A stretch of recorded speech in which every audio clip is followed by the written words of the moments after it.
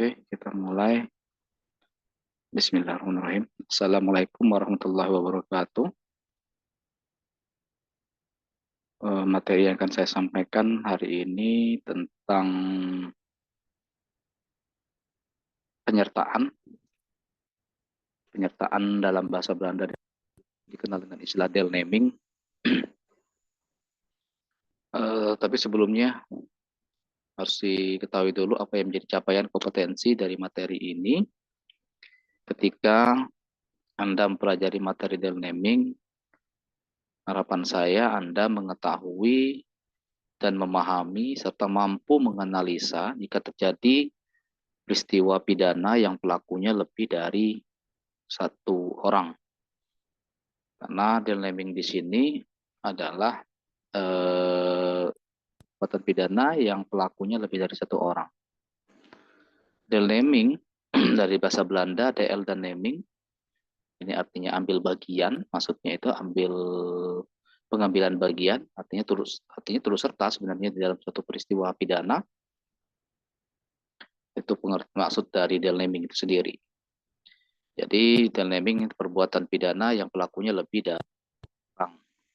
Ini kebalikan dari konkursus nanti materi selanjutnya. Kalau konkursus itu perbuatan pidana yang lebih dari satu perbuatan pidana, perbuatannya yang banyak. Sementara kalau deelneming ini pelakunya yang banyak.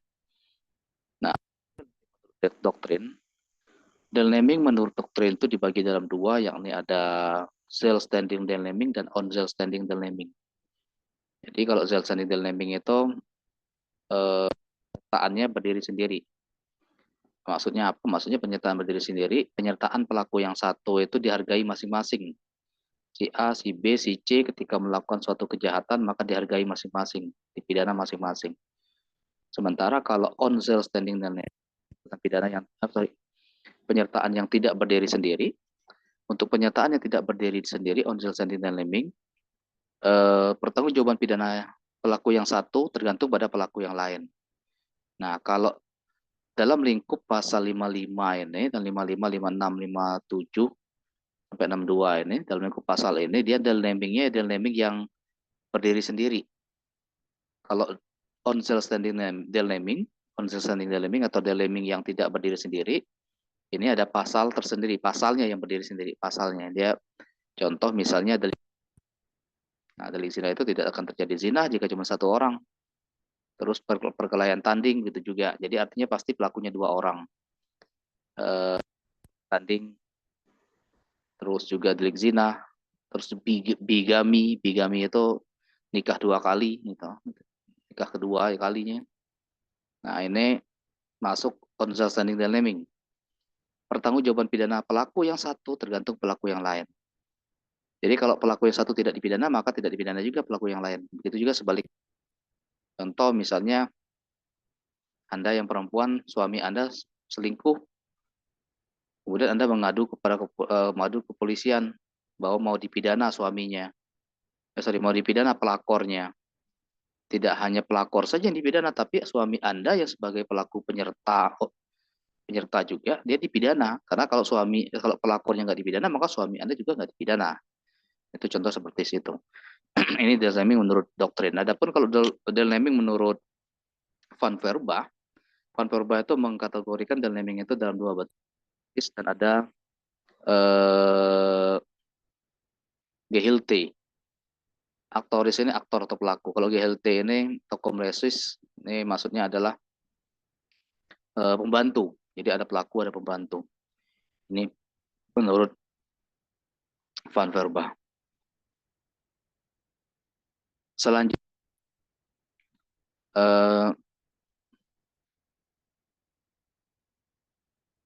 ada berapa bentuk, berapa klasifikasi tentang pelaku.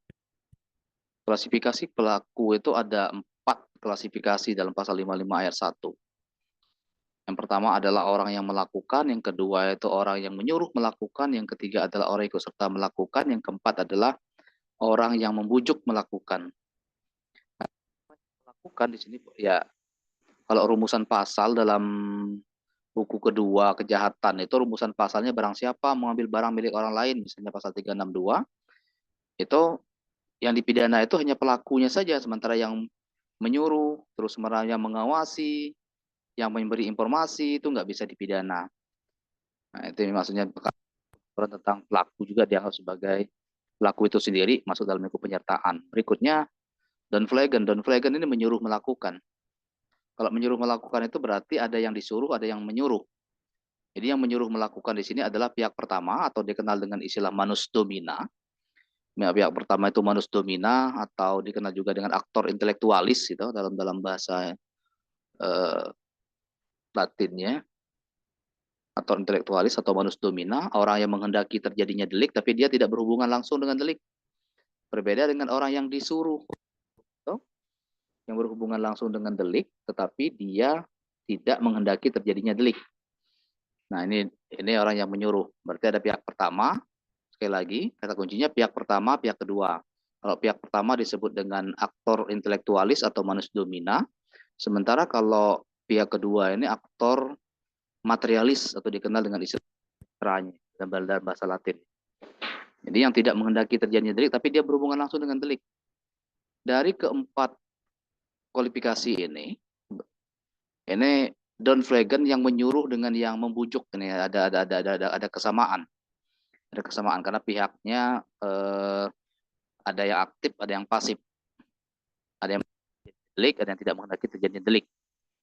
Nah, tapi apa yang membedakan antara Don Flagen dengan Whitlocken di sini yang menyuruh melakukan dengan yang membujuk melakukan?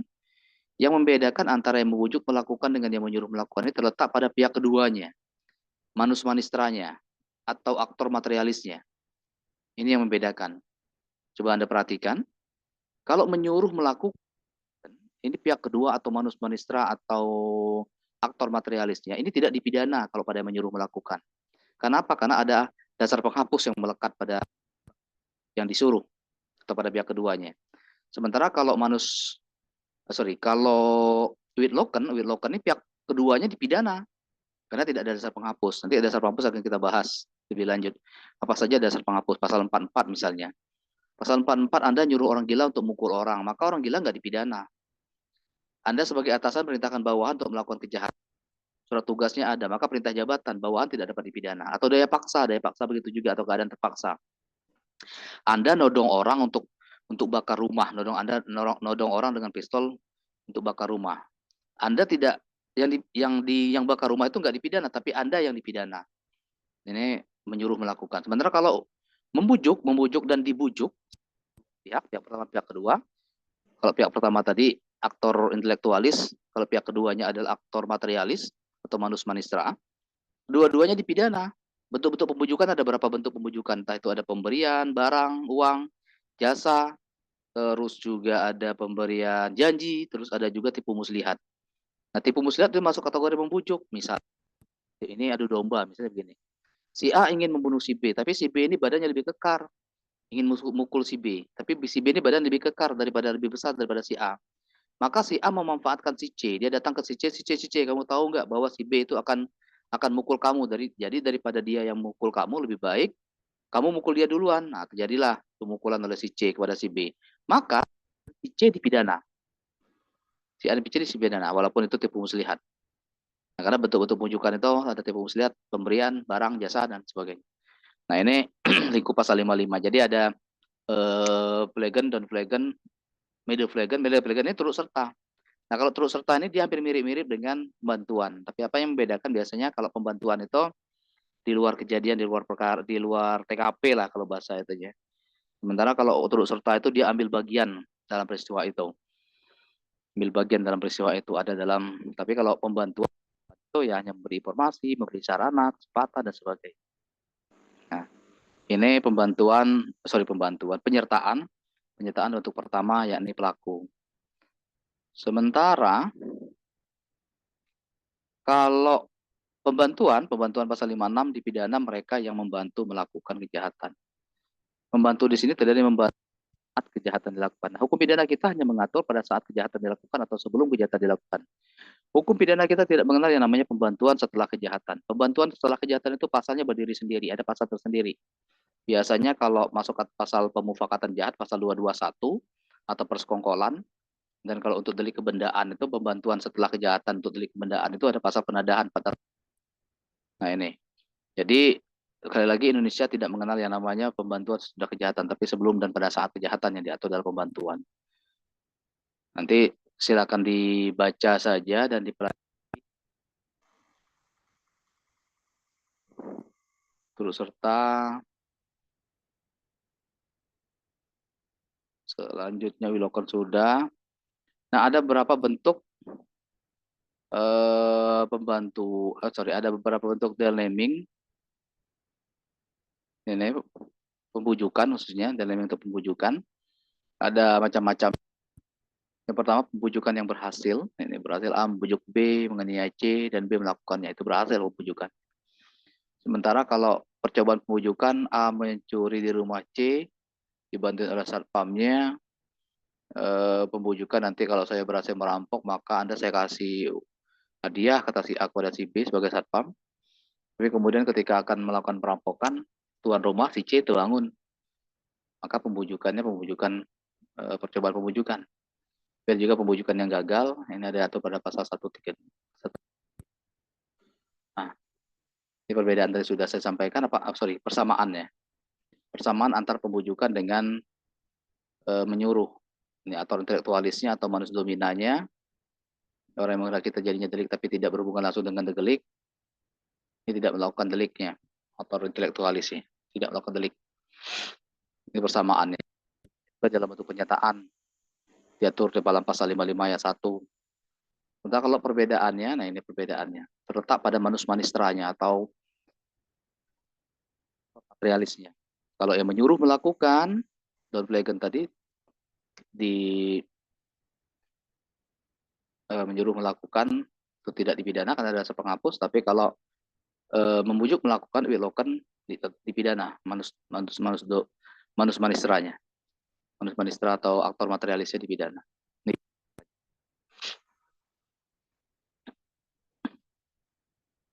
Nah, adapun untuk pembantuan tadi, pada saat kejadian dan sebelum kejadian, ini mereka berikan kesempatan, sarana, keterangan untuk melakukan kejahatan sebelum kejahatan dilakukan.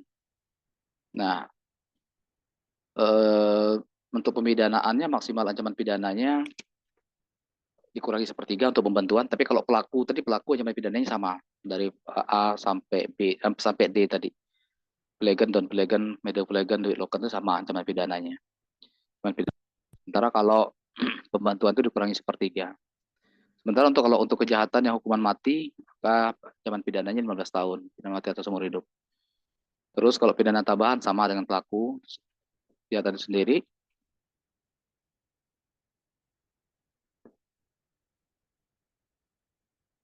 Nah, ini perlu Anda perhatikan bahwa untuk pembantuan tadi setelah kejahatan dilakukan itu pembantuan setelah kejahatan dilakukan sekali lagi tidak masuk dalam kategori pembantuan, tapi pasalnya berdiri sendiri, pasal 221 dan pasal 221 dan pasal 480 untuk delik kebendaan penadahan untuk delik kebendaan pembantuan setelah kejahatan 480 dan 221 untuk persengkokolan atau pemuakatan jahat. Tapi di sini untuk pembantuan setelah kejahatan ini, kalau yang terikat hubungan darah, keluarga, istri, suami, anak, ibu, bapak, tiba-tiba misalnya Anda menyembunyikan kakak Anda yang melakukan kejahatan di luar, kemudian di kampungnya, kemudian mengumpet di kosan Anda, maka Anda tidak dipidana kalau pada pasal 221. Nah, tapi kalau orang asing, misal pacar Anda, kemudian Anda selamatkan, maka Anda dipidana karena itu orang asing. Sementara kalau ada hubungan darah, keluarga, itu tidak dipidana. Tidak dipidana untuk persekongkolan. Atau menghilangkan alat bukti atau musnahkan alat bukti juga tidak dipidana. Kalau misalnya istri atau suami pengen menyembunyikan barang bukti atau alat bukti hasil kejahatan suaminya, nah itu juga tidak dipidana. Ini pasal nanti 1. Nah, terus ini penyataan mutlak perlu. Penyataan mutlak perlu ini sama dengan on-sale standing dan naming tadi. Ini penyataan mutlak perlu sama dengan on-sale standing dan naming. Ada beberapa bentuk pasal penyataan mutlak perlu. Yang pertama pasal 284 delik zina. 184 perkara tanding, 279 bigami. Nah, pertama pasal 184. Nah, jika tidak melukai maka ancaman pidananya 9 bulan. Jika melukai lawannya dihukum 1 tahun. Luka berat 4 tahun. Meninggal perkara tanding 12 tahun. Percobaan perkara tanding itu tidak dipidana. Ini percobaan perkara tanding. Sementara kalau yang kalah itu diancam pidana 6 bulan.